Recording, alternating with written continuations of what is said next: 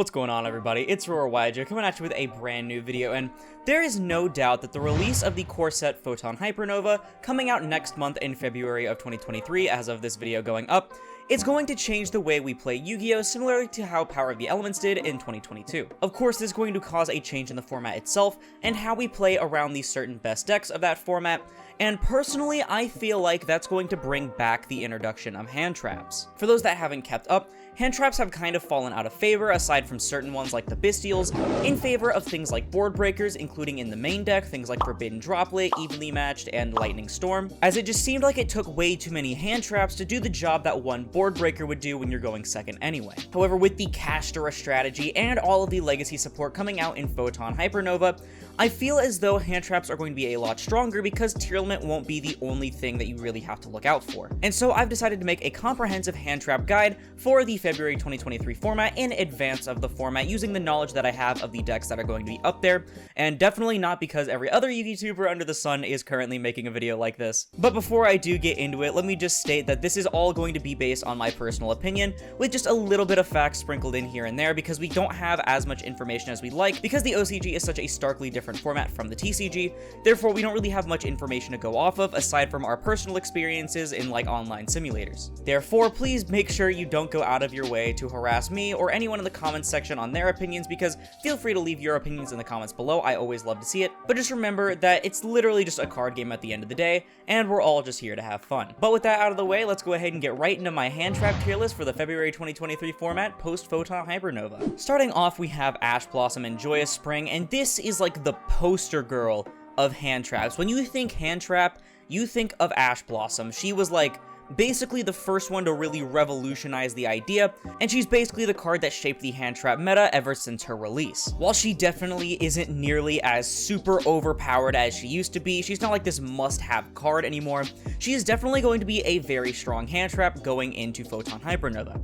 So Ash, even right now, isn't the worst thing you could play. It can definitely stop things like Tier Limit Sharon or any of the other mills. On your turn, it can stop like a Hovness or something, and of course it can hit things like Kit Kalos, and then for like, you know, the Sprite matchup, hitting Starter or a Gigantic can be really powerful, even a Sprind here and there, and then like against Flunder, you can potentially just completely shut them down. But once Kshatri-La's new support comes out in Photon Hypernova, there's going to be even more targets for you to Ash, things like Kshatri-La Fenrir, but most importantly, the Kshatri-La field spell. I think it's Primal Planet Pariasis or something, and then Kshatri-La Papayas.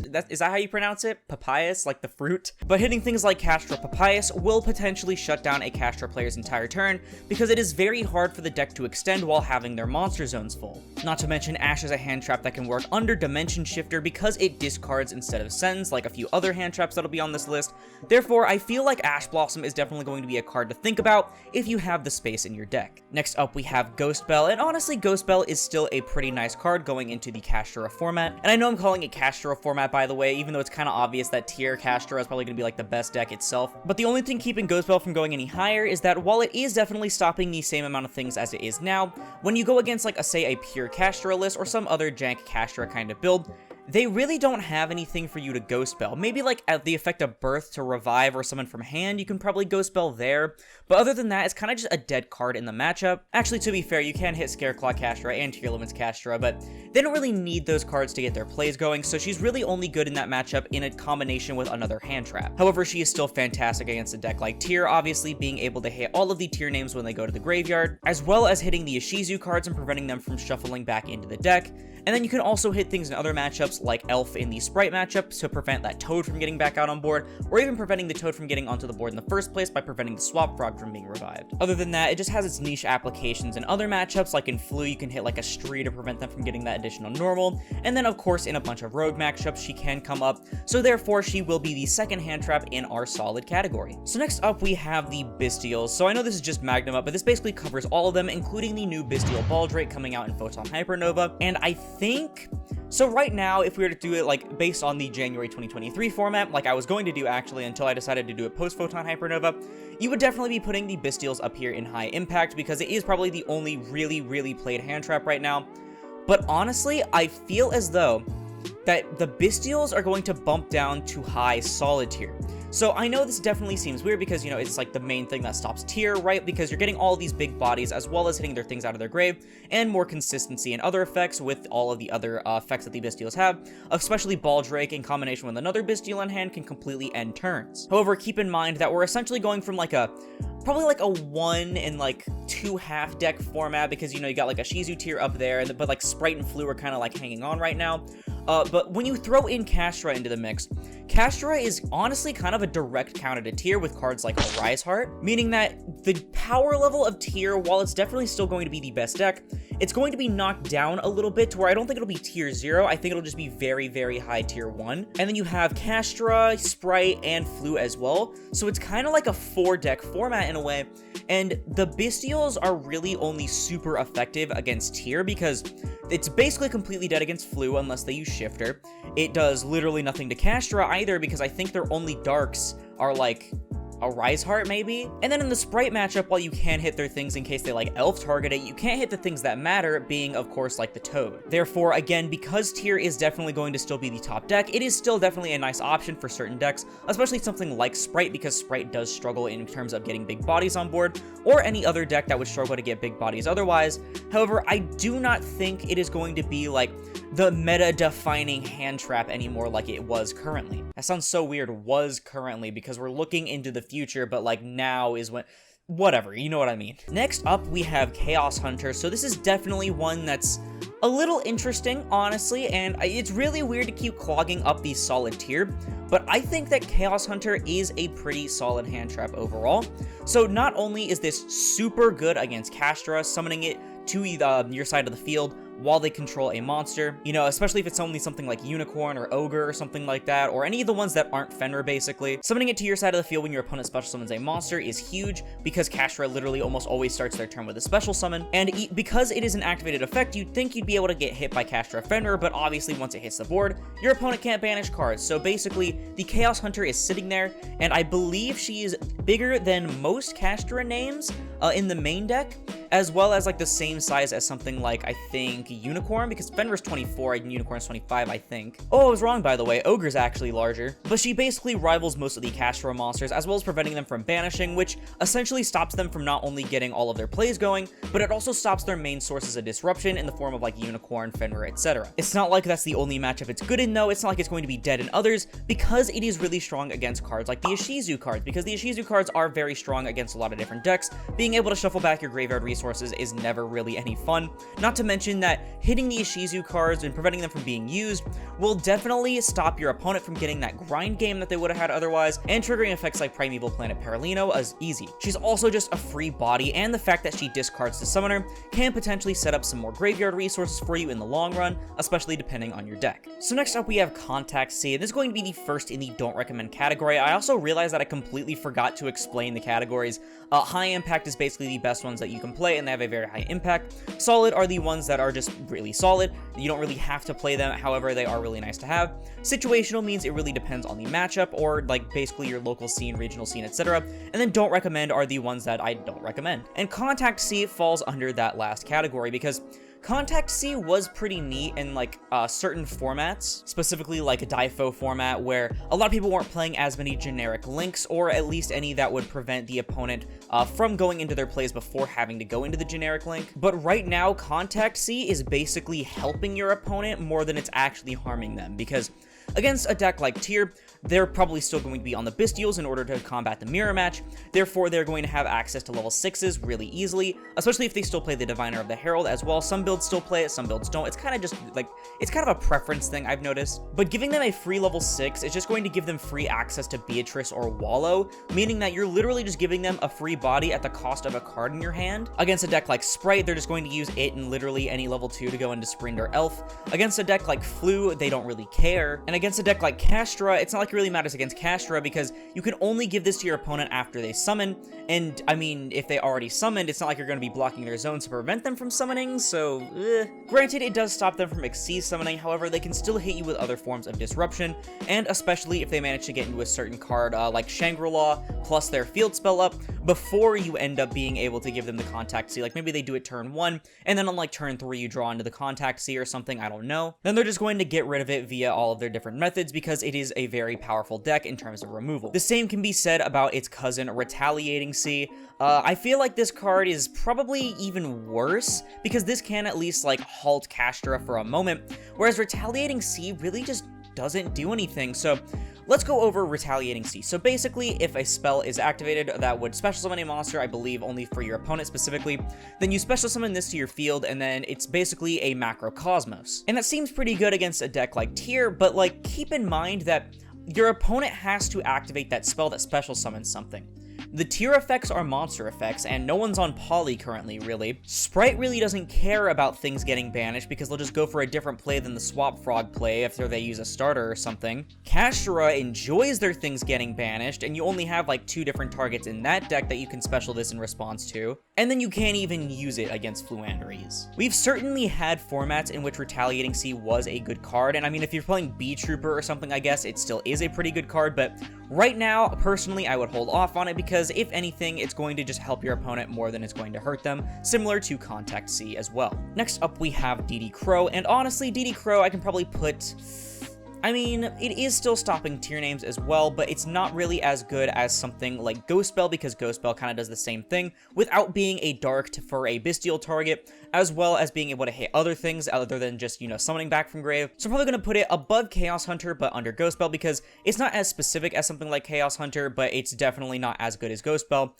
DD Crow is literally just kind of like great value brand bestial. I personally really enjoy DD Crow because my favorite deck, Bird Up, is capable of searching it. Basically, that's why we play it over the bestials, especially because we need our monster zones free for Turquoise Warbler. But honestly, overall, DD Crow just happens to be a little bit worse than the bestials, even though it can hit any card instead of just a light or dark monster. Next up, we have Dimension Shifter, and so the thing is with Shifter is that now when you look at it, half of the top decks like getting shifted or are playing shifter themselves, and then the other half either doesn't care very much or cares a lot. Like, I was watching Cali Effect's video on his hand trap tier list, and he ended up putting Dimension Shifter in like his middle tier, I think it was like the really like good ones. I think that was his solid tier, but like it really, like I was sitting there, I was like, yeah, it's Shifter though, like Shifter kind of just insta wins, but really, it just doesn't do as much coming in this format. I'm definitely still going to put it probably under Magnuma, or Bestial, sorry, because, again, Tyr is still going to be the best deck, and Shifter is really good against Tyr, but it's really not the high-impact hand trap that it was before, because, let's see, Flu is already playing Shifter, they like getting shifted so they can add their things back. Castra's playing Shifter, they really like getting shifted because all of their things trigger if they're banished.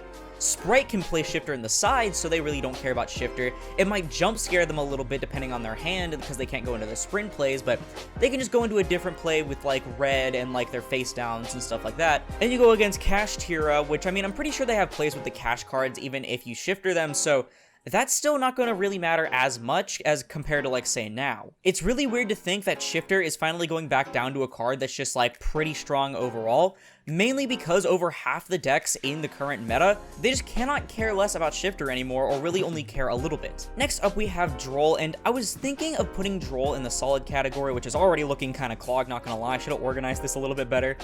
But when I really think about it, it really depends on the matchup, I guess, because against Kshatri-La, it is pretty damn nice, and against Flu, it can end their turn.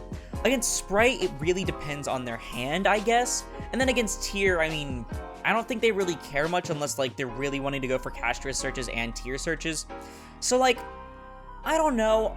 I guess I'll kind of put it in situational, or not situational, in solid, because it does, like, come up against all of the decks in some way, shape, or form. Probably not as well as it could, though. I don't know. I think I'll put it above Chaos Hunter. I don't know, because it can hit more than just what Chaos Hunter can hit. I really hate to clog the solid category, but it's like, Droll is pretty solid overall. Again, it can hit literally everything. It just stops Flunder. It stops Kshatri-La in certain moments. It can work against Kshatri-La, and then it depends on the Sprite player's hand. Not to mention, it is a pretty good rogue sniper as always, so I guess it'll be going into the solid category. So next up, we have Psyframe Gear Gamma, and honestly, I want to put Gamma in solid, I really do, but I'm going to put it at the top of situational, not because of what it can hit, mainly just for the decks that can play it, because when you think about Gamma, you have to understand that the best use of Gamma isn't on the opponent's turn, it's on your turn when you're going first and getting hand trapped or something, or when you're going turn 2 and you're trying to break a board and you want to hit something before you get a monster on your board. Well, the main thing with Gamma is that you can't really use Gamma in any of the decks playing the Kshatri-La stuff, and you can't use it in a deck like Flu because you can't special summon. So mainly the best deck that you can use Gamma in right now is going to be Sprite, and Sprite definitely loves Gamma, honestly. If they really want to go back to playing Gamma, Gamma is literally a one-card full combo while also stopping the opponent. It's also a lot more effective now, given the fact that the Kshatri-La cards, because you're negating and destroying them, it's not like when you Ash a Unicorn and then get punished for your extra deck for it. You're negating it and you're destroying it, which does free up their main monster zone. However, it does prevent them from getting that crucial search, which could have been very vital for their combos to start going. It isn't the best against a deck like Tyr, however, if you're going against Kshatri-La, well, then you can end up going and hitting their Kshatri-La cards to prevent those plays, making them fall back on their Tyr cards, which are not going to be as strong as they were before, because they are playing two different engines rather than just one. So next up, we have Ghost Sister and Spooky Dogwood, and y'all, this is gonna be our first high-impact hand trap, so this is definitely really weird because Ghost Sister has been infamous for being a card that's just so incredibly underwhelming because, you know, life points don't really matter in the game of Yu-Gi-Oh! However, I've noticed a lot more that people are going way back to when they were abusing the time rules before, like with things like Cowboy. Well, now we're not only using Cowboy, we're using Skullmark Ladybug, we're using Volcanic Scattershot. Fuck, I'm using Neospatian Air Hummingbird because you can search it in Bird Up. And this card is no stranger to winning in time. Basically, in response to something like a Sprite Starter, which I mean, that would already put them in the life neg anyway, but they can probably like balance it with Red Resonator or something. But when they activate like Sprite Starter, when they activate like a Sharon, when they activate literally anything, you can just go ahead and respond with a Ghost Sister and Spooky Dogwood, basically forcing them to give you life points and preventing them from doing like that have your life points thing by just not summoning at all. And Ghost Sister is basically like enough to win you games when your opponent was feeling smug and they were going to like Scattershot you or Skull Mark you, or they were going to do something to win in time when they were going first. Basically, you can Uno reverse and just get a free win in time. And honestly, I feel like almost nobody likes the time rules, so I'm thinking a lot of people are playing the time cards similar to how they were doing with Mystic Mine, because not only do they want to win, obviously, but they also want to acknowledge how annoying the time rules can be. So I feel like there's going to be a lot more people using this card, and honestly, it's a really good card for going into time specifically for your side deck. Alright, y'all, so here comes No Material, infamous for being a card that I hyped up in one of my other tier lists. And obviously, No Material just isn't that amazing. I'm going to put it in Situational instead of Don't Recommend because it does actually have its uses.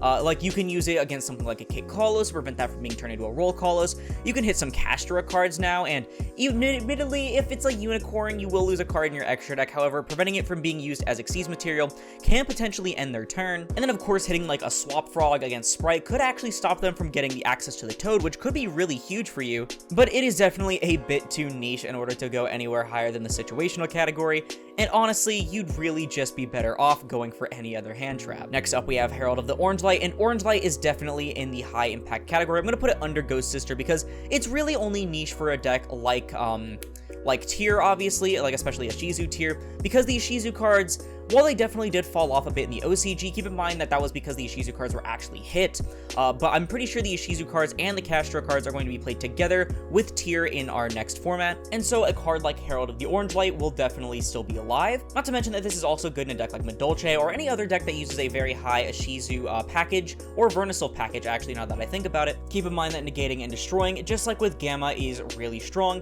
and it's not really as situational because, you know, you don't have to rely on getting the Gamma off the board to get access to your Kshatri-La plays in a deck like Kshatri-La, so I don't really think there's much else to say about Orange Light. So next up is Infinite Impermanence, and Infinite Impermanence is actually going to go in the high impact category as well. I'm going to put it above Orange Light because it is definitely usable in a lot more decks. I'm going to put it under Ghost Sister though because Ghost Sister can be an auto win button, but Imperm is just so great, honestly. Like, even now, it's definitely coming back into the format a little bit. It's slowly creeping back in because you can hit things, of course, like Tierleman's Kit Kalos, which is really strong. You can hit things like Gigantic Sprite or even a Sprite Elf on an end board to try and bait it out now. And then, of course, if they don't have the Advent of Adventure, it can honestly just completely end a Flunder player's turn. But it's going to be especially good come Kshatri-La because not only is it really good at hitting their monsters on activation, things like Kshatri-La Unicorn, Kshatri-La Fenrir, etc., without triggering their effects to rip a card from your extra, banish a card you control, etc., but it's also really good against Kshatri-La Shangri-La.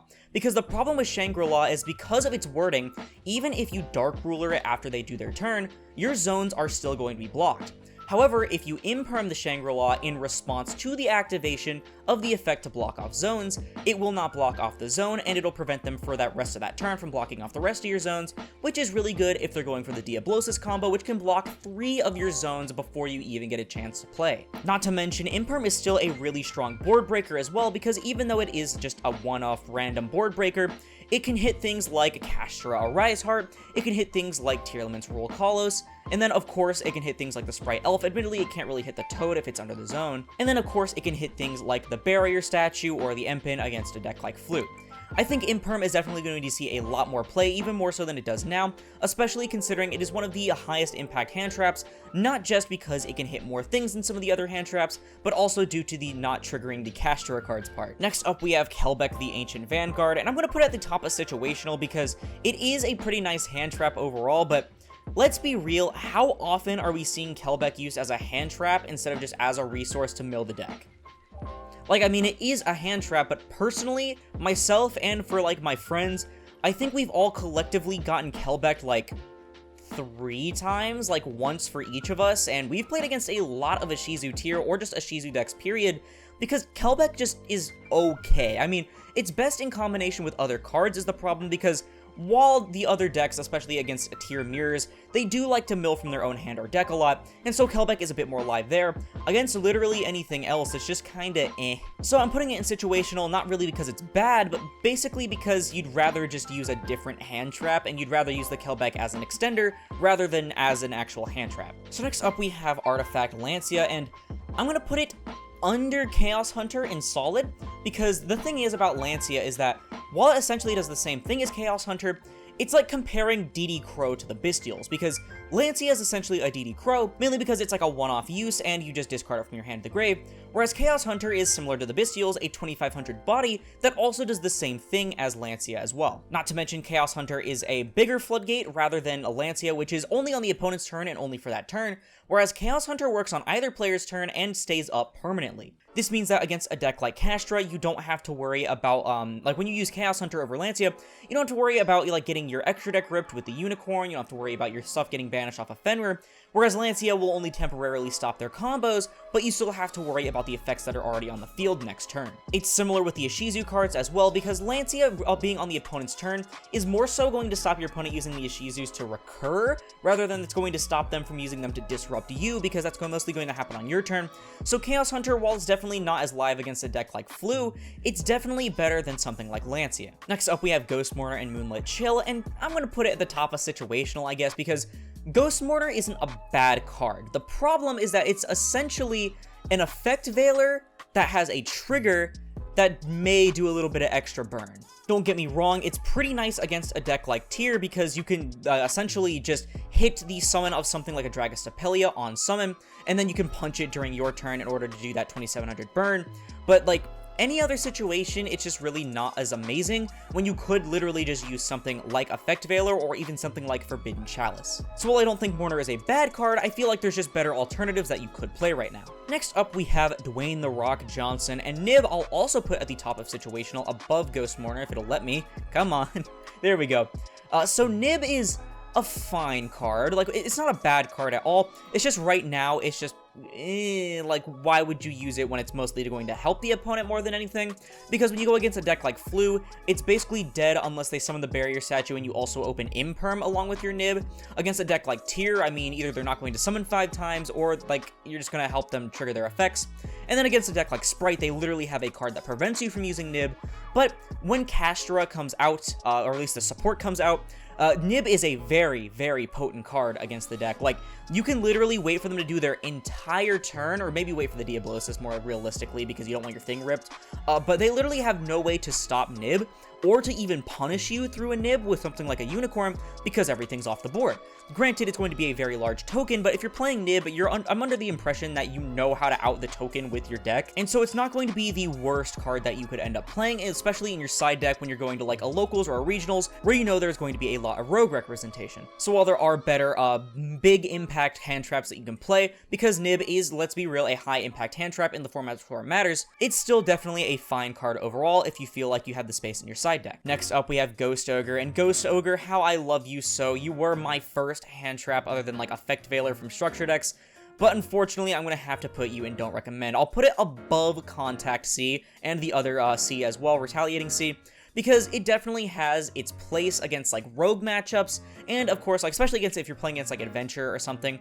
But Ogre is just, it's just so underwhelming right now, because either there's not going to be a chance for you to hit something, or it's just going to be a very low impact result. Because let's see, realistically, the cards you can hit this format, you have Fluandereeze the Magnificent Map. At that point, I mean, if they already have the bird that they're going to reveal, they probably already have the combo anyway. You can hit Gigantic Sprite, which is honestly a really good hit, but like that's probably the only really good hit in the actual deck. You can hit like Tearlament Scream and let them search a trap. Like, honestly, Ogre just really isn't doing as much as I personally would like it to this format. Again, I really like Ghost Ogre. It's one of my favorite hand traps. And then combined with the fact that she's completely dead under something like Shifter, it's just really not her time to shine. Speaking of a card that I would not recommend at all, we have Fantastical Dragon Phantasme. Y'all, at the very least, these can do something, but Phantasme, I think personally, like, ever since Master Rule 2020 revision, Phantasme is a very bad card. Like, I've not seen a format in which it was a really good idea to play Phantasme in ages, because realistically, it's going to either get negated by something, or you're going to summon it, you're going to get the big body, yeah, but then you're just going to draw into, like, whatever. I mean, it draws, like, what? The same amount of, like, it draws equal to, like, the link rating +1 or something, and then, like, you put back equal to the link rating, so I think it replaces itself. But at that point, it's like, you're just playing a quick effect, weird version of Prosperity? Like, I don't know. I just feel like Phantasme, like, ever since the Master Rule change, I don't think it's ever been a really good card. I've seen some people trying to cope on it, but I really just wouldn't recommend it. But I mean, hey, it's searchable off of Magnum Hut. Yet another one I wouldn't recommend is Token Collector. Alright, so, okay. I'll put it above Phantasme because Adventure is creeping back up and Sword Soul is still taking some slots. Not to mention that with Beatrice combos using the Bystials, you can actually dump the Token Collector, which is pretty funny. But like, right now, Token Collector, it's just not the time to play it. There's just not enough token representation, even though there are like the occasional decks here and there. I really would not recommend playing Token Collector right now. So next up we have Effect Veiler, and god, I really hate clogging up the solid category, but I'm gonna put it above Droll but below DD Crow. Actually, I'll put it above DD Crow because DD Crow is probably just okay. Veiler is essentially just Imperm but like slightly worse, especially because it is dead under Shifter, which now 2 decks are playing Shifter instead of just 1. But at the end of the day, you're negating the effects of your opponent's monster. It's also not a hard once per turn like something like the Ghost Girls are, and so I feel like Veiler will always have its place in a format. And then finally, one of my favorite hand traps of all time, we have Ghost Reaper and Winter Cherries. I believe I put this either in solid or high impact, whatever the corresponding categories were in my last hand trap tier list back in like September, and because I really liked it at the time. However, I feel like right now I'm gonna put it below Gamma but above No Material because, let's be honest, so it's a really good card overall if you can get it to resolve. The problem is finding a good deck to play it in, because obviously you can play it in a deck like Flu. Cherry's Flu is just super strong, honestly, in my opinion at least. But outside of Flu, unless you're playing a really jank rogue deck, there's really no way to fit Cherries not only into your main or side, but also to fit the slots into your extra deck, because honestly, I feel like now more than ever, it's higher impact because a lot of people are playing like 2 Kit Kalos instead of 1, or similar things like that, in order to dodge things like Diablosis, Castray Unicorn, etc. And so, like, you're going to hit more things out of their extra deck because this banishes all of the copies. So basically, you're wasting more of their extra deck than they already had. But again, the problem is the only real deck that you can play right now and at least consistently see success is definitely going to be Flu. But outside of that, it's just really not that amazing. But with that out of the way, I think that's going to do it for my tier list. Okay, I'm going to put Kelbeck actually, because it actually sees more play. I'm probably going to put Kelbeck like above Mourner, below Nib. But that's going to do it for my tier list. You can probably swap some things around. Maybe you can fit one of these solid ones into high impact. I don't know just yet. Again, this is mostly like a wild guess because we don't know as much about the format as we would like to, but I want to get this out there a little bit early, just so not only so I can hop onto the hype train, but also because I just want to help people a little bit earlier so they can probably grab or pull out the things from their binders or bulk that they need to now, rather than them needing to wait or potentially pick them up at a bad time when the cards are like really expensive. As always though, this is just my opinion. Let me know yours down in the comments below because that's going to do it for the video. If you liked it, please sure to leave a like as I'll split this video and the channel into tier recommended. And if you like this content and you want to see more like it, like the rest of my tier list, I'm going to try to pump out some more tier lists now because I feel like people really enjoy them. Then perhaps consider subscribing because we're going to try to hit 5,000 subscribers by the end of the year. Not to mention it supports the channel more than anything else and it's absolutely free. But once again, thank you all so much for watching and I'll see you in the next one. This is Aurora, signing off.